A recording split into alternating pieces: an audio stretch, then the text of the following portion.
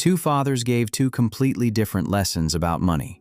One taught security through a job, the other taught freedom through financial education and investing. The lessons between these two mindsets changed the way millions of people see wealth. Most people spend their lives working for money. But what if you could learn to make money work for you? That question lies at the heart of Rich Dad, Poor Dad by Robert Kiyosaki. The book compares two very different approaches to money. The first comes from Kiyosaki's biological father, whom he calls his poor dad. He was highly educated, worked hard, valued job security, and believed in studying, finding a stable job, and saving money. The second approach comes from the father of Kiyosaki's childhood friend, whom he calls his rich dad. Although he had less formal education, he understood business, investing, assets, and financial independence. The labels rich and poor do not simply describe wealth. They represent two different mindsets. One teaches people to work for a paycheck, while the other teaches them to build assets, develop financial intelligence, and rely less on earned income. In this summary, we'll explore the book's most important lessons, how they can change the way you think about money, and where these ideas should be applied with care. Lesson 1. The rich do not work for money. The book begins with one of its most famous ideas. The rich do not work for money. They make money work for them. This does not mean wealthy people never work. It means they do not rely entirely on exchanging time for a paycheck. Most people follow a familiar cycle. They work, earn a salary, pay their bills, and repeat the process. As their income grows, so do their expenses. They buy a bigger home, a better car, more subscriptions, and other comforts. Their salary increases, but so do their financial obligations. Kiyosaki calls this pattern the rat race. People keep working because they need the next paycheck to support the lifestyle created by the previous one. Fear of losing financial security and the desire for a more expensive lifestyle keep the cycle going. The answer is not simply to earn more money. It is to understand how money works and use part of your income to build assets that generate additional income. A job can provide stability, experience, and capital, but the book argues it should not be your only financial strategy. Lesson 2. Financial education matters. Traditional education teaches many valuable skills, but it rarely teaches people how to manage money. Many spend years studying mathematics and science, literature, or professional subjects without learning how to read a financial statement, evaluate an investment, understand taxes, or manage cash flow. As a result, a person can be highly educated and still struggle financially. Kiyosaki calls this missing skill financial intelligence. It means understanding how income, expenses, assets, liabilities, debt, taxes, and investments work together. It also means knowing the difference between earning money and keeping it. A person may earn a high salary yet save nothing because every dollar is spent. Another may earn less but consistently invest in productive assets and build financial security over time. Income alone does not create wealth. What matters is how much you keep, how you use it, and whether your financial decisions create more opportunities in the future. The book encourages readers to take responsibility for their financial education instead of relying on schools, employers, banks, or governments. It doesn't require becoming an expert overnight. It begins with learning the basics, asking better questions, and understanding where your money goes each month. Lesson 3. Understand assets and liabilities. The central concept in Rich Dad, Poor Dad is the difference between assets and liabilities. Kiyosaki explains it simply. An asset puts money into your pocket. A liability takes money out. Income-producing assets may include businesses, rental properties, shares in profitable companies, bonds, royalties, or intellectual property. Liabilities may include consumer debt, costly loans, vehicles, subscriptions, and possessions that require ongoing payments. This definition is simpler than the formal accounting definition, but it helps readers focus on cash flow. Instead of asking, "What do I own?" ask, "How does this affect my monthly finances? Does it generate income or does it require money?" Home ownership is one of the book's main examples. Many people consider their home their greatest asset. Kiyosaki argues that a personal residence can behave more like a liability when it requires mortgage payments, taxes, insurance, maintenance, and repairs without producing income. This does not mean buying a home is always a bad decision. A home can provide stability, comfort, and long-term value. The lesson is to evaluate it honestly. Don't assume something is an asset just because it is expensive or seen as a symbol of success. Look at the cash flow. Wealth grows when your income-producing assets increase faster than your expenses and liabilities. Lesson 4. Build your asset column. Most people focus on increasing their salaries. Rich Dad, Poor Dad encourages readers to focus on increasing their assets instead. Imagine your financial life as two columns. One contains assets that generate income. The other contains expenses and liabilities that consume it.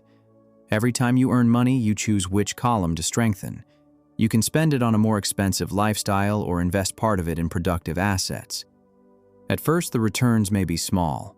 A dividend may cover only a few expenses. A small business may take time to become profitable, and a rental property may generate limited cash flow. But as your assets grow, the income they produce can be reinvested to acquire even more assets. That is when money increasingly begins working for you. The goal is not to stop working immediately. It is to build enough independent income that working becomes a choice rather than a necessity. Financial freedom begins when your assets generate enough cash flow to cover a meaningful portion of your living expenses. Lesson 5. Mind your own business. Kiyosaki advises readers to mind your own business. He does not mean everyone should quit their job and start a company. Instead, while working for an employer, you should also build your own financial foundation. Your profession and your financial business are not always the same. Your profession might be teaching, engineering, sales, medicine, design, or administration. Your financial business is the collection of assets you build outside your regular employment. Someone can have a good job but own nothing that produces income. They may spend decades helping an employer grow without building financial security for themselves. The book recommends keeping your job while gradually building assets through investing. A side business, creating products, developing useful skills, or building intellectual property. The key principle is ownership. A salary provides income, but ownership can provide leverage. A business, investment portfolio, property, book, software product, or licensing agreement can continue creating value beyond the hours you personally work. Lesson 6. Learn how taxes and corporations work. The book also emphasizes understanding taxes, business structures, and legal entities. Employees generally earn money, pay taxes, and spend what remains. Business owners and investors may have more opportunities to deduct legitimate business expenses before calculating taxable profit, depending on local laws. Kiyosaki argues that financially educated people learn the rules and organize their finances accordingly. However, this idea must be applied carefully. Tax laws vary by country and change over time. A corporation is not a magic tool that automatically eliminates taxes or protects every asset. It also comes with costs, legal responsibilities, reporting requirements, and risks. The practical lesson is not to look for illegal loopholes, but to understand the rules that apply to your income, investments, and business activities. For important decisions, qualified accountants, attorneys, and financial professionals can provide valuable guidance. Financial intelligence also means knowing when you need expert help. Lesson 7. Work to learn, not only to earn. Many people choose jobs based only on salary. Kiyosaki suggests asking another question. What can this job teach me? A position with slightly lower pay may be more valuable if it helps you develop skills in sales, communication, leadership, negotiation, marketing, accounting, investing, or business management.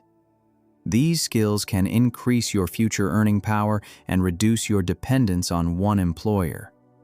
The book especially emphasizes sales and communication. A talented person may still struggle financially if they cannot explain their value, promote their work, negotiate effectively, or build relationships. Technical skills can make you good at a task, but communication and business knowledge can turn those skills into opportunities. Kiyosaki encourages broad learning instead of becoming trapped in one narrow specialty. You don't need to become an expert in accounting, marketing, sales, investing, and management, but understanding the basics can help you recognize opportunities and make better decisions.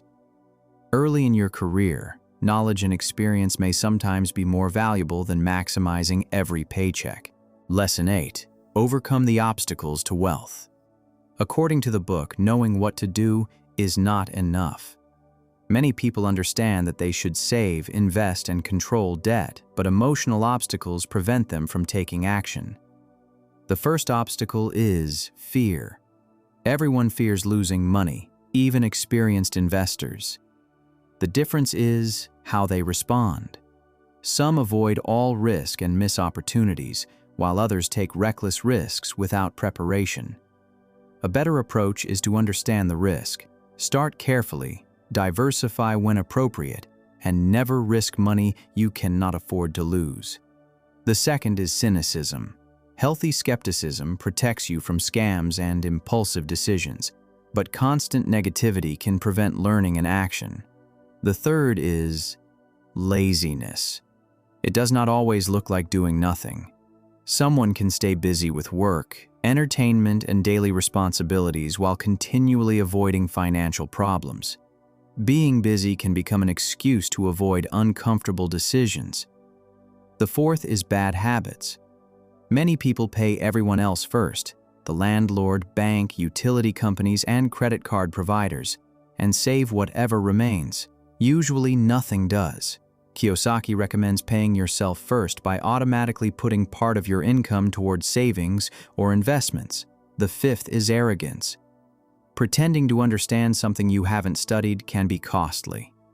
In finance, confidence without knowledge can lead to expensive mistakes. When you don't understand something, admit it and learn before putting your money at risk. Lesson 9. Take action and start small. Financial knowledge produces little value unless it changes your behavior. Many people delay investing because they think they need a large amount of money, perfect market conditions, or complete expertise. But waiting for perfection can become a permanent habit. The book encourages learning through action. This might mean tracking expenses, reading a basic investing book, opening a low-cost investment account, studying a local property market, or testing a small business idea. Starting small reduces the cost of mistakes and allows experience to develop gradually. But action should not mean impulsiveness. Kiyosaki often discusses entrepreneurship, real estate, and active investing, but all involve risk. Not every property produces positive cash flow, not every business succeeds, and debt can amplify both gains and losses. The better lesson is to act after learning the fundamentals, evaluating the risks, and creating a margin of safety. You don't need one dramatic decision to transform your finances overnight. A series of intelligent, consistent actions can be more powerful. Lesson 10. Wealth begins with mindset. The deepest message of Rich Dad, Poor Dad is that wealth begins with how you think. Poor Dad asks, how can I afford this? Rich Dad asks, how can I create enough value to afford this? Poor Dad looks for job security. Rich Dad looks for skills, assets, and opportunities. Poor Dad sees financial failure as something to avoid, while Rich Dad sees manageable mistakes as part of learning. This does not mean positive thinking alone creates wealth. Mindset without action, skills, discipline, and opportunity is not enough. But your beliefs influence the questions you ask, and those questions shape what you notice and the actions you take. If you believe your only option is to work more hours, you may never explore investing, entrepreneurship, ownership, or additional income sources. When you start thinking like an owner, you begin looking for systems, cash flow, value creation, and long-term independence. Important perspective on the book. Rich Dad, Poor Dad is best understood as a book about financial mindset, not a detailed investment manual. Its strength is encouraging readers to question traditional ideas about education, employment, debt, home ownership, and financial security. It introduces useful concepts such as building assets, understanding cash flow, developing financial literacy, and reducing dependence on a single paycheck. However, some ideas are simplified, and the risks of debt, entrepreneurship, and real estate deserve careful consideration. Personal circumstances also vary widely. The book is best viewed as a starting point for further learning and investigation, not as financial instructions to follow blindly. Final takeaway. The central lesson of the book is not that everyone must become a millionaire or leave their job. It is to understand how money works, learn the difference between income and wealth, track what puts money into your pocket and what takes it out, build productive assets, develop valuable skills, and avoid letting your lifestyle grow every time your income does. A salary can help you live. Assets can give you choices. Financial education is ultimately about gaining more control over your time, decisions, and future. Ask yourself, if you stopped working today, how long could your assets support you? Start small. Learn, build, and improve consistently. Financial independence is rarely created by one perfect decision. It grows through education, ownership, patience, and action. What is the most valuable money lesson you learned from Rich Dad, Poor Dad? Share it in the comments. For more book summaries and valuable lessons, subscribe to the channel and turn on notifications. Thank you for listening.